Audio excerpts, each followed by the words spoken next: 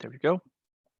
So this is one of those hard moments in which we try just to remember exactly where we were before this week off. So it's like we need to make this effort to sort of remember exactly what were the topics that we were talking about and the context and everything, right? So let me just share my screen for you guys to remember. So let me see.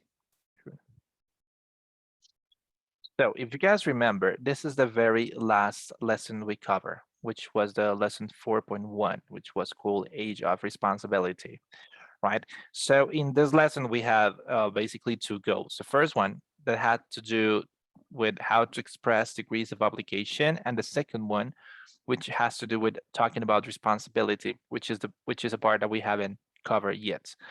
So if you guys remember, and I really like it myself, since basically during that with that lesson we cover literally different degrees of obligation, and that ranges from just things that are not necessary, which are absolutely optional, also advice, all the way to obligation and things which are mandatory, basically because they are against the rules. So we basically explore that and we use that um, during that class. So that's what we did during that very first part. So this second part, as you'll see, it focuses more on vocabulary. The first part focused a little bit more on structures, right? And that has to do with the use of modal verbs and auxiliary forms, everything just for expressing the different degrees of obligation, right? But in this case, we're going to focus on vocabulary, and I would say that what's on the way this morning has to do a lot with vocabulary, both for responsibility and then with the next lesson that has to do with phrases that use the word care. You'll see how that single word has lots of different connotations and is one of those words that there is no doubt we need to know and use in context, I'd say. So guys, talking about this then, we are going to focus on this part that has to do with the vocabulary and speaking skills regarding responsibility. So the very first exercise we'll do is exercise number 8, in which we are going to listen to 3 situations in which people are talking about responsibility. Okay, and the very first thing we need to do is super simple. First, to identify who is speaking and who they are speaking to. And second, where is the conversation taking place? Those are the two things we'll do first. And then we are going to listen to the audio a second time, and that will answer these exercises. As you can see, guys, here, this is a comment that I received from you during the first term. You guys said that we should perhaps do exercises that can help us a little bit more with exams in general terms. Well, this book is full of those exercises, but they are not explicit. When the exercises are presented, it's not like pay attention to this exercise because it's going to help you with exams. They never say that, but this book is full of exercises that are related to it. This is one of the best examples, I'd say. As you know, most of international exams in the listening sections, they play the audios twice, right? They play the audios twice. And this is just one of the strategies that we could follow whenever we face a listening exercise.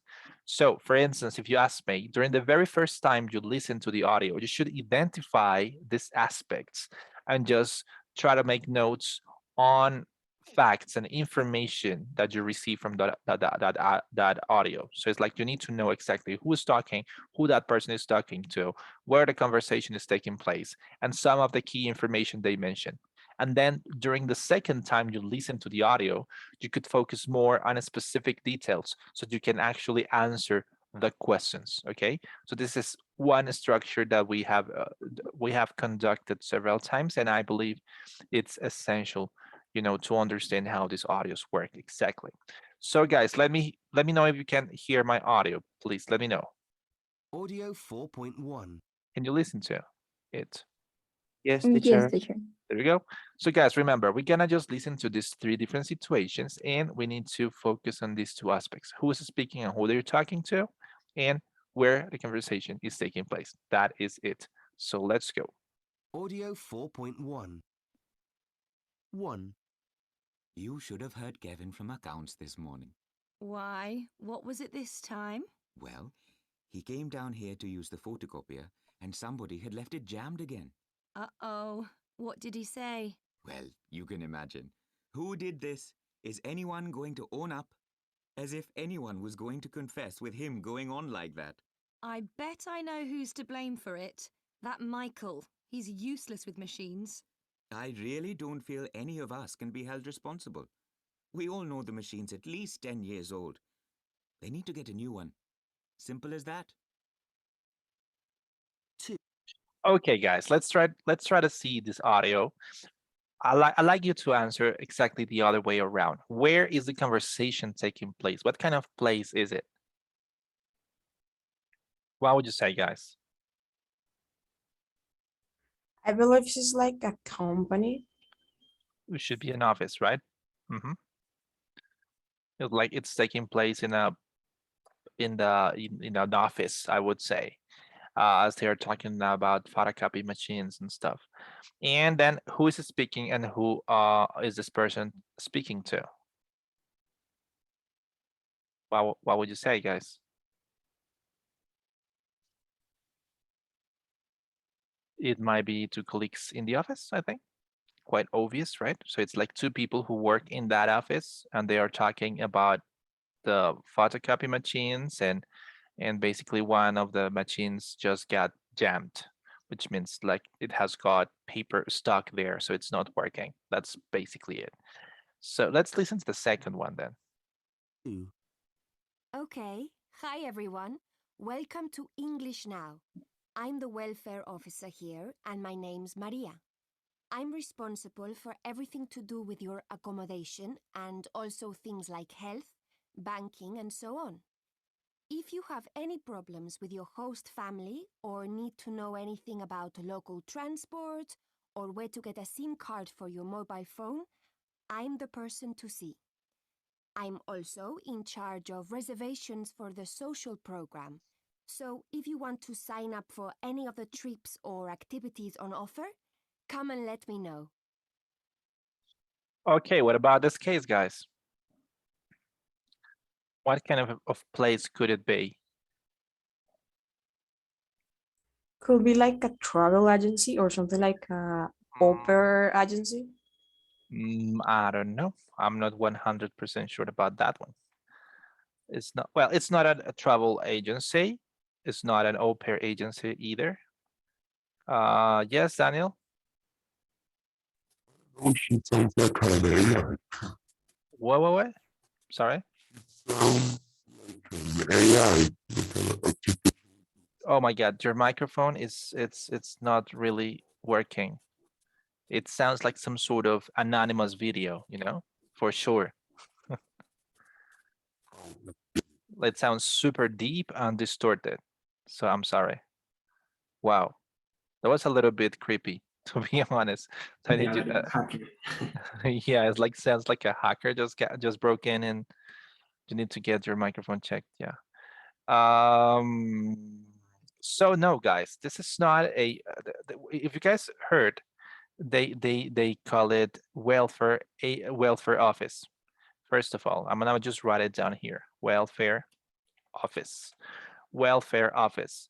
So we could say that a welfare office is what we quite often, and that exists in universities, for instance.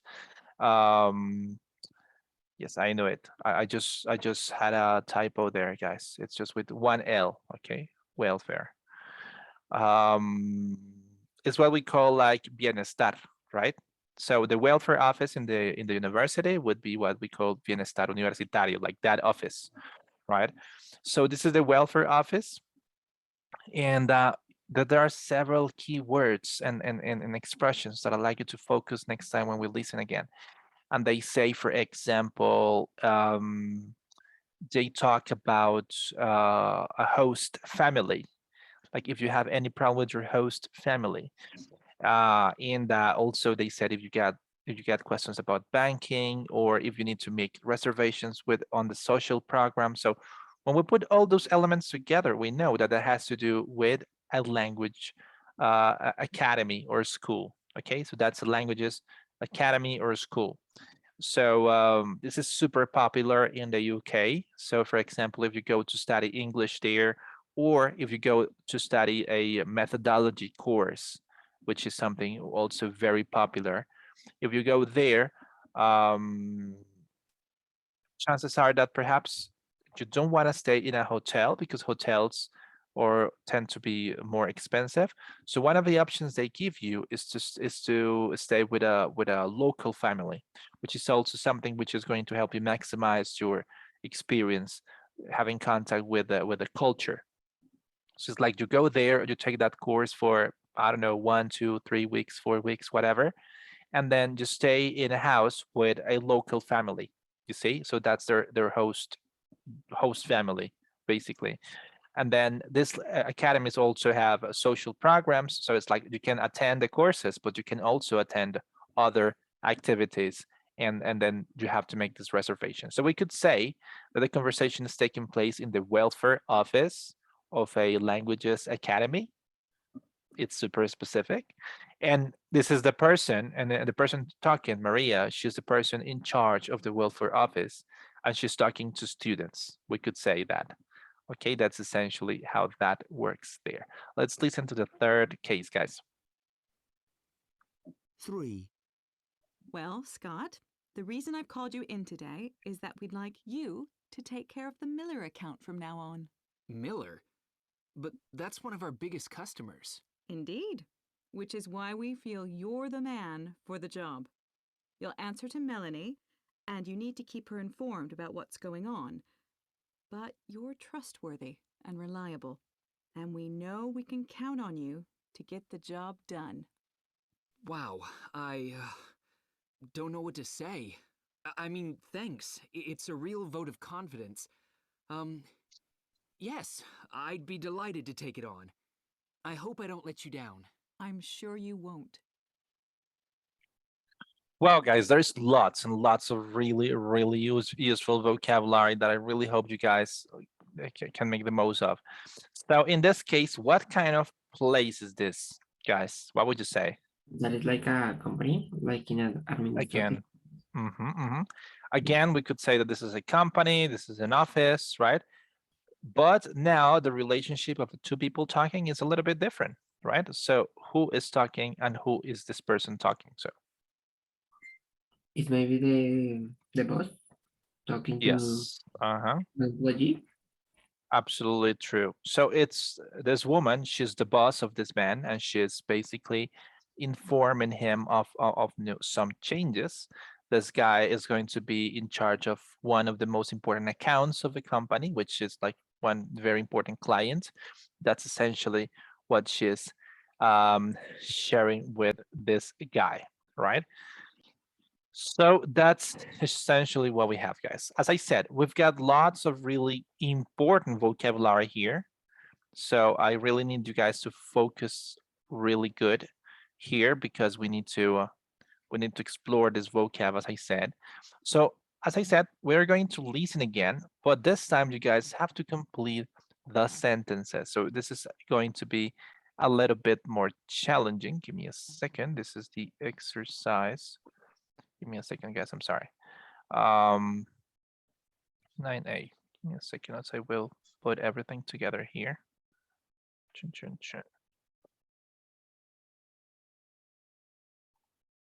9A. Okay, let me see. So as I said, this is going to be slightly more challenging since you guys have to complete the audio. I mean yeah,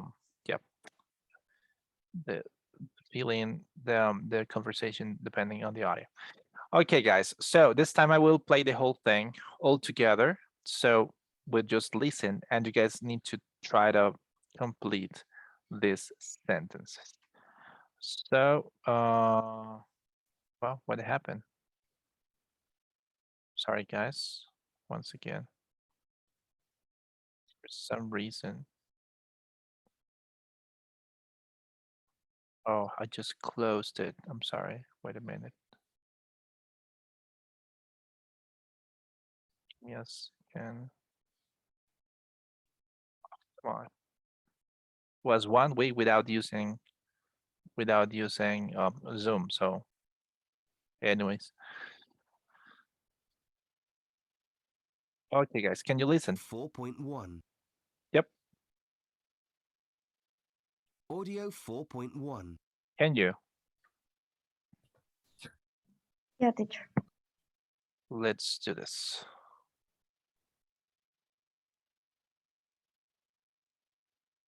Audio 4.1. 1. You should have heard Kevin from accounts this morning. Why? What was it this time? Well, he came down here to use the photocopier and somebody had left it jammed again. Uh-oh. What did he say? Well, you can imagine. Who did this? Is anyone going to own up? As if anyone was going to confess with him going on like that. I bet I know who's to blame for it. That Michael. He's useless with machines. I really don't feel any of us can be held responsible. We all know the machine's at least 10 years old. They need to get a new one. Simple as that. 2. Okay. Hi, everyone. Welcome to English Now. I'm the welfare officer here, and my name's Maria. I'm responsible for everything to do with your accommodation and also things like health, banking, and so on. If you have any problems with your host family or need to know anything about local transport or where to get a SIM card for your mobile phone, I'm the person to see. I'm also in charge of reservations for the social program. So if you want to sign up for any of the trips or activities on offer, come and let me know. 3. Well, Scott, the reason I've called you in today is that we'd like you to take care of the Miller account from now on. Miller? But that's one of our biggest customers. Indeed, which is why we feel you're the man for the job. You'll answer to Melanie, and you need to keep her informed about what's going on. But you're trustworthy and reliable, and we know we can count on you to get the job done. Wow, I don't know what to say. I mean, thanks. It's a real vote of confidence. Yes, I'd be delighted to take it on. I hope I don't let you down. I'm sure you won't.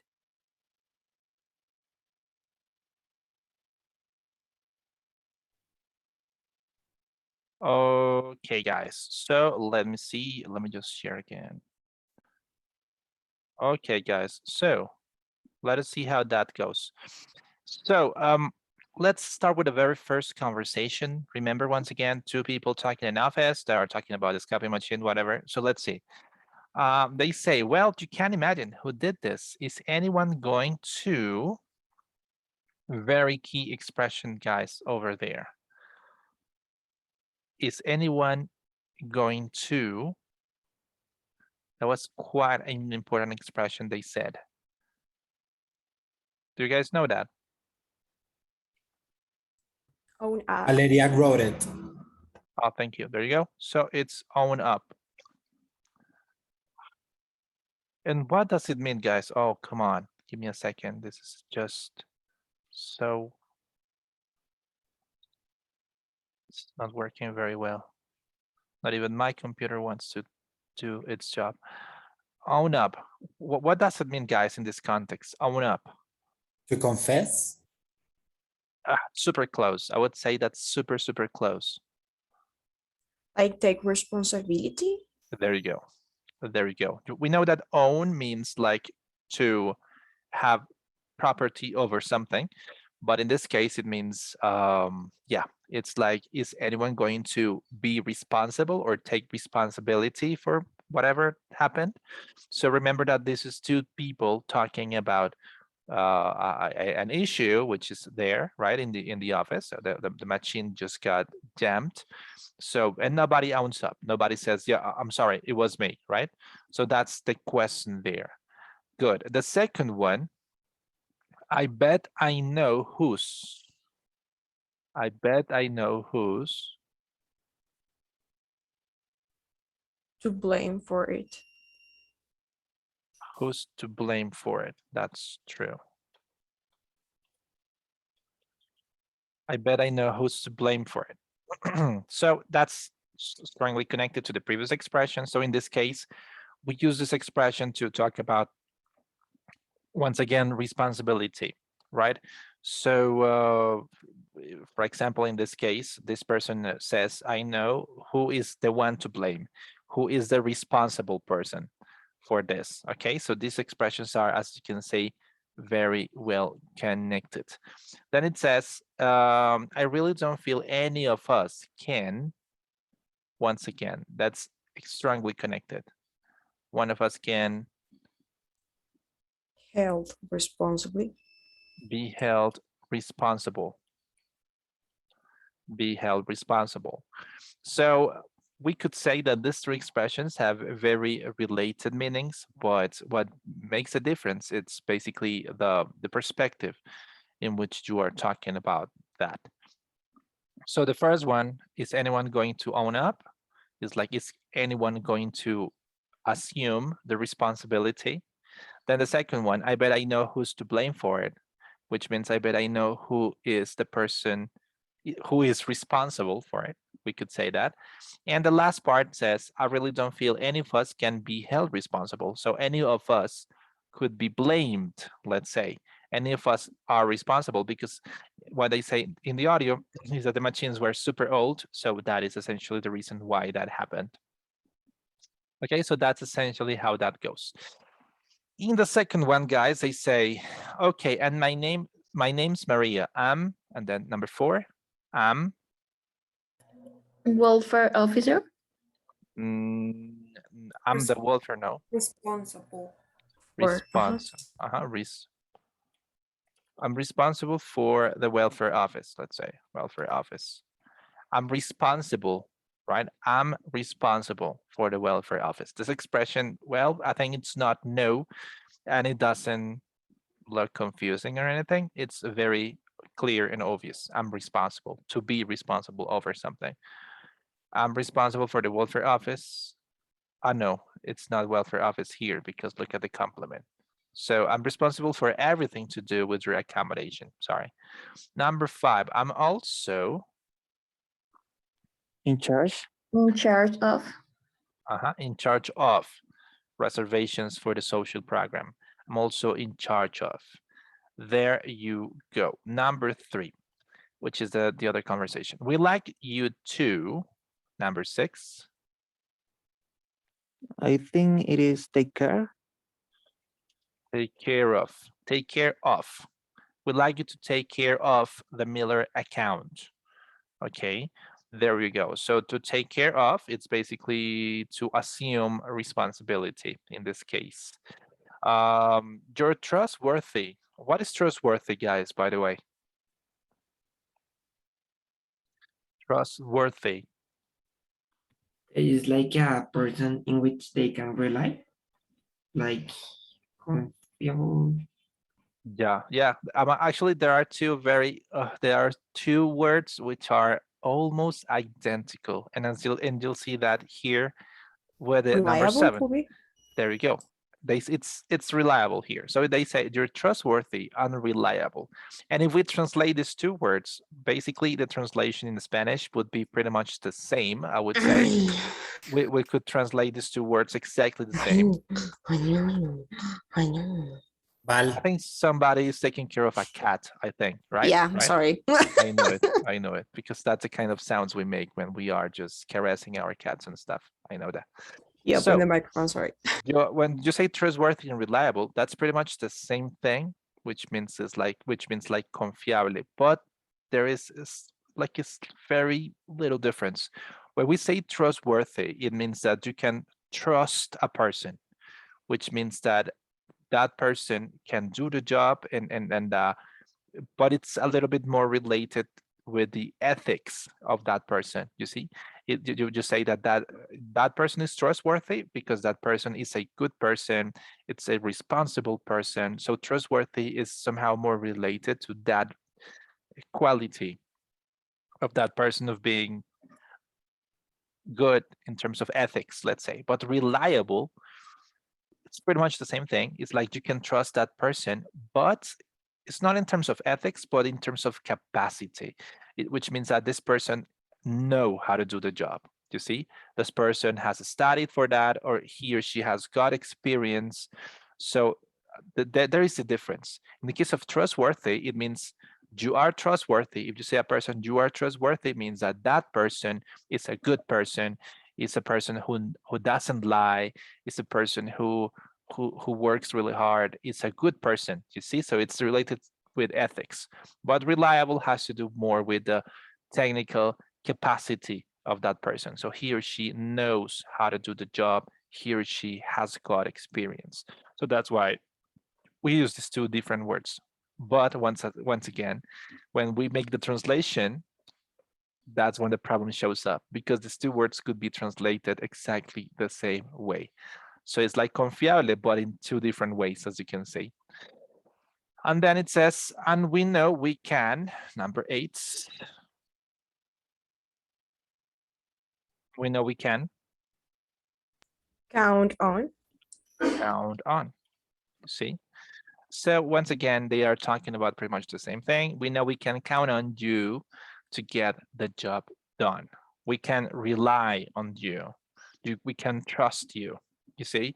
So these are the expressions, guys. So this is all the vocabulary we were expected to let's say, acquire, if possible, with this exercise. So we've got this 8 different expressions that we really need to start using today. They are super common. This is the kind of expression we would use pretty much in every sort of context. So this vocabulary here is super, super important. So guys, just to deep dive a little bit on this vocabulary, what I'd like you guys to do is just to use the exercises, these 2 exercises, B and 10, which are related to it. And then we'll be back here just for making corrections. So in the B, you have to match these 8 different phrases, these 8 different expressions with these meanings, okay? With these meanings that we have here. So just to do this matching. And right here, number 10, as you can see, that it says using phrases from exercise 9A, complete each sentence with one word, which means that you are going to basically use this vocabulary in slightly different contexts. That is essentially what you guys will do. So B and 10, I'd like you guys to please do that. And then we'll be back here in around 10 minutes. Is that okay with you guys? Yes, teacher. Yes, teacher. Yes, teacher. So let's go, guys. Okay, Because sorry, teacher, can you allow us to share the screen, please? absolutely yes. So so yeah, guys, that's it. Because I can see that you guys are a little bit too sleepy this morning, and it's like, once again, just like 3 to 4 people participating very actively, and the rest of you are, I don't know, still on vacation. Chances are that you know that when we go on vacation and then the very last day, which was yesterday, to come back to the city on a Monday, like holiday, is not that easy. So sometimes people prefer to come back on Tuesday. So can you imagine if there is anybody here and they are still, I don't know, in their places outside the city? That could happen, right? So guys, let's go. So we've got 10 minutes and then we'll be back here. Let's do this.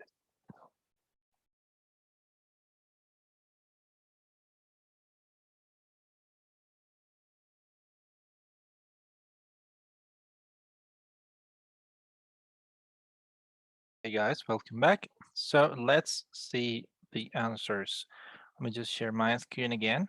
So here we go. Okay, guys. So as we know, for this first exercise, exercise 9B, we had just to do some matching, basically to deep dive a little bit on the meanings of each one of these expressions, right? So let me just double check here. Here we go. So guys, the first one, A, we are looking for expression that works as a position of having control over someone or something. A, guys. A In would, charge of? excuse me. With 5, in A, charge of. in charge of. So in charge of, a position of having control over someone or something. Yes, that would go with the number 5 in this case.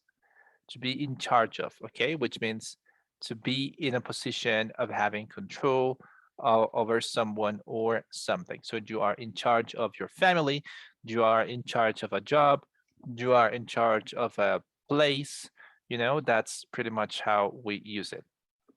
In the case of B, guys, we're looking for an expression that means to be responsible for something bad. To be responsible for something bad, guys. Number 3. With Number 3. Number 3, which is to take care of. Really? Oh, be held I'm sorry. Be held responsible. Be held responsible. This is B because let me see. I'm not 100. I'm not. No, not necessarily. You know, to be held responsible could be, yes, we could use it for something negative, but also we can use it for something positive or something neutral. So you can be held responsible for a process, you know, which doesn't mean necessarily something bad. So I'm afraid B doesn't go with the number 3.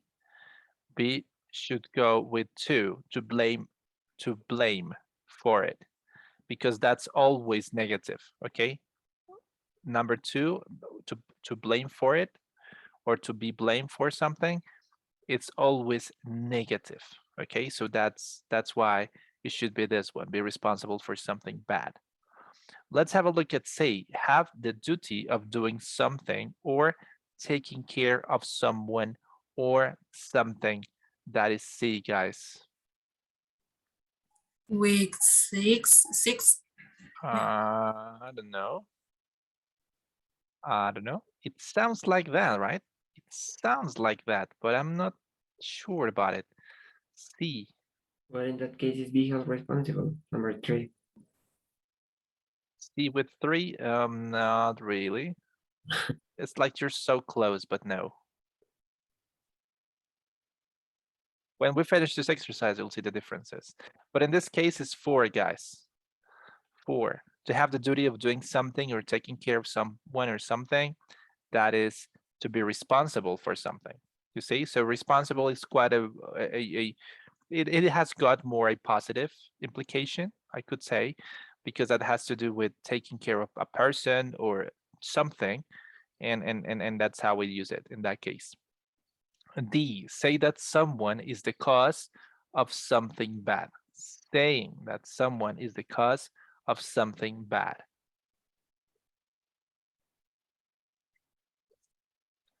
What do you think, guys? In this case, D would go with which one? That one is number 3. Okay, that is number 3. To be held responsible for something. You see, so it's a slightly different from the others, since in this case has to do a little bit more with telling of someone, with you know, assuming that a person did something bad. So it has got always that negative implication as well. So that's more or less how it goes. Number no, E, guys, dependable, guys, dependable. E. Number 7. Yes, it's in this case, it's a synonym. So dependable or reliable, it's pretty much the same thing here. Although if we see it from the perspective of Spanish, this word might sound a little bit different, like, you know, but yeah. F, to admit you are responsible for something wrong or bad. To admit that you're responsible for something bad. F. 1. Yeah, that was super clear. Number 1, which is to own up, right? G, be responsible for or deal with a situation or task. To be responsible for something, for a task, or deal with it. G.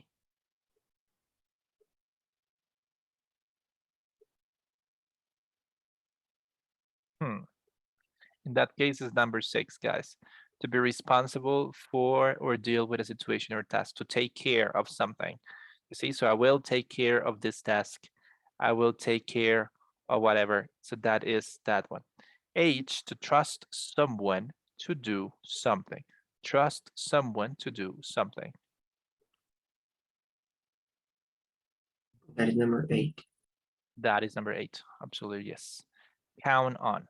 Okay, so that's pretty much how it works in that case. So that is what we got there, guys. And then in this case, guys, the exercise number 10, number 10, we had to use the phrases from this exercise to complete each one of these sentences. That's basically what we had to do. So let's see the first one. It says children under the age of 10 cannot be held responsible for their actions, right? In that case, that was very easy. But number 2, don't worry about the reservations. We've Taken. We've taken, there you go. We've taken care of that. Few people today can count. Few people today can count on having a job for life. Wow, I was thinking about this just a couple of minutes ago. But anyways, yes, few people today can count on having a job for life.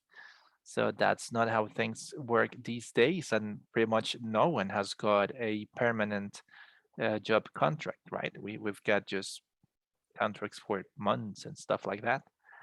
That is sad. Number 4, the director of studies is in, number 4, Charge. In charge. is in charge, absolutely, is in charge of the teaching staff. There you go.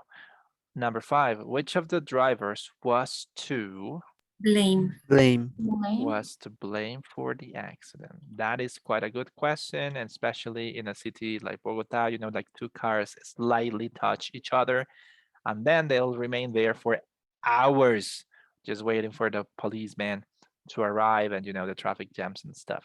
Number 6, why don't you just Own up. there you go. Why don't you just own up and hope she forgives you? Wow, that is quite something. Okay, guys, so that is it. So guys, I'd like to know if you have any question about this, if there is anything you would like me perhaps to go over regarding this. As you can see, this is all about vocabulary. Give me a second, I just lost it. This is all about vocabulary. So so no structures are like used during this use of these expressions, like the complex structures still. But of course, there's lots of new vocabulary that perhaps you guys may not be very familiar with. Give me a second. 11. So I don't know if you guys have any question then. No, teacher. By any chance? Okay, guys. Okay, guys. So once again, as usual, these are perhaps some of my favorite activities in the book, and they are these tasks at the end in which we have to put, you know, everything in practice, everything in context, and see exactly you know, how it structures and everything work. So let me see.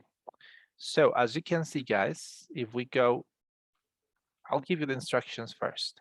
So for this task, guys, which it's better if you guys work in pairs for this one, although we're gonna prepare it for tomorrow.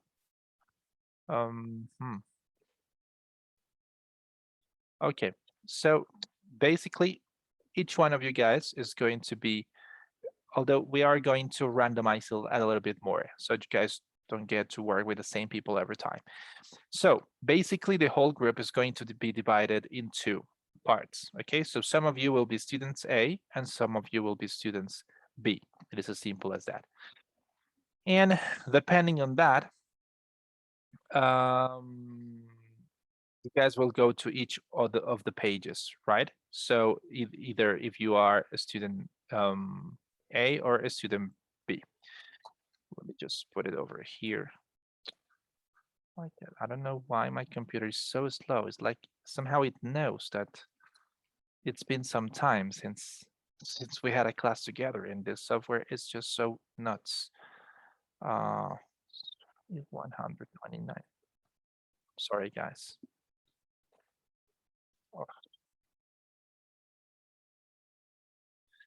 Um,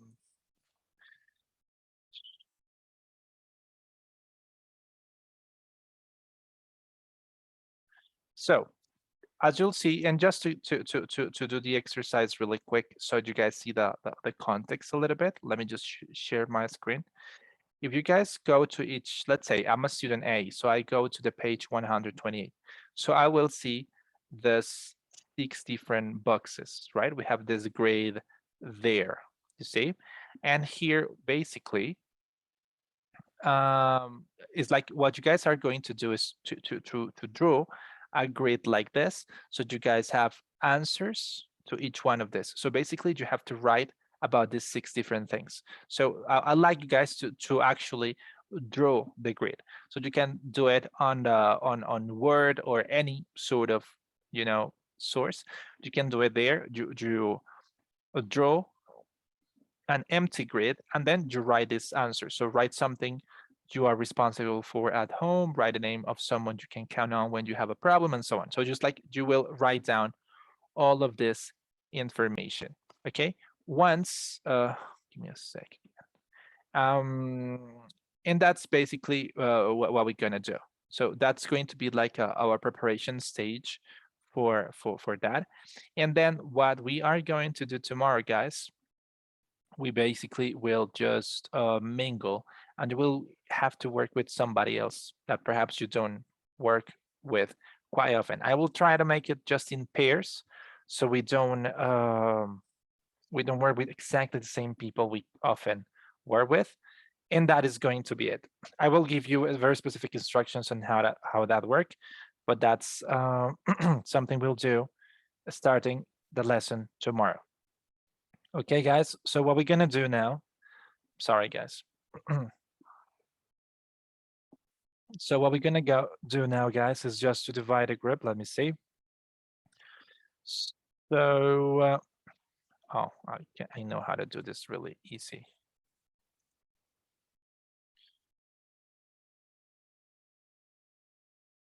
So I will just create 2 rooms just for classifying you.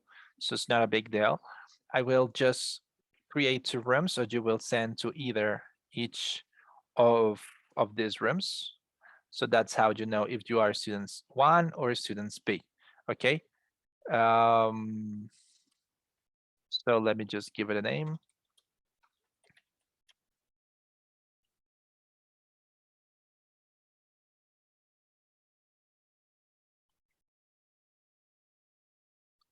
Okay, guys, so let me see. Okay, so I will open the breakout rooms in this moment, but this is just for you to know how you guys were classified. That is it. And we are going to take around 5 minutes, more or less, just to start doing this part, depending on which classification you have. Okay, so once again, you will be either a student A or student B. Depending on that, you will go to the corresponding page, and you'll do the very first part, which is the part A. Let me just show it again so you guys are like 100% sure about what we are doing. So for example, if you are student A, you would go here, page 128, and you will follow the instructions just of this first part, A, okay? So you will draw a blank grid on Word, and then just write down this information. That is it. That's what we're gonna do just to start, okay? And that is it. You don't have to work together, remember. This is something that you guys will do individually. Do you have any question, guys, about this? No, teacher. Remember, I'm sending you to this breakout room just for you to know if you are a student A or B. In the name of the group, you'll find it. You'll find it out if it's students A, students B. So you'll see your classification. You go to the page and you start working on that. And then we'll be back here in a little bit more than 5 minutes just to call the attendance, and that will be it. Okay, guys. So let's do this.